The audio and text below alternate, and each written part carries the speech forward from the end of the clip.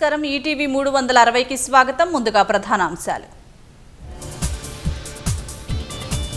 వర్షాలు తగ్గిన ఉమ్మడి నిజామాబాద్ మెదక్ జిల్లాల్లో తగ్గని వరద, ఇంకా జల దిగ్బంధంలోనే కొట్టుమిట్టాడుతున్న లోతట్టు ప్రాంతాలు.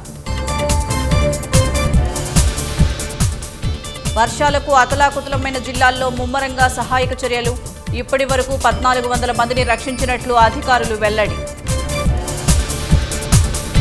వరద ప్రభావిత ప్రాంతాల్లో ఏరియల్ సర్వే నిర్వహించిన సీఎం. పంట నష్టంపై యుద్ధ ప్రాతిపదికన అంచనాలు సిద్ధం చేయాలని ఆదేశం. రాష్ట్ర వ్యాప్తంగా 21 ప్రాంతాల్లో 20 సెంటీమీటర్లకు పైగా వర్షం నమోదు. నేడు 6 జిల్లాల్లో భారీ వర్షాలు కురుస్తాయన్న వాతావరణ శాఖ. హైదరాబాద్ చెన్నై మధ్య బుల్లెట్ రైలుకు కేంద్రం ఆమోదం. సిఆర్డీఏ మార్గంలో అలైన్మెంట్కు ప్రాథమికంగా పచ్చజెండా. ప్రపంచ క్రీడా వేదికగా హైదరాబాద్ తయారు కావాలన్న ముఖ్యమంత్రి.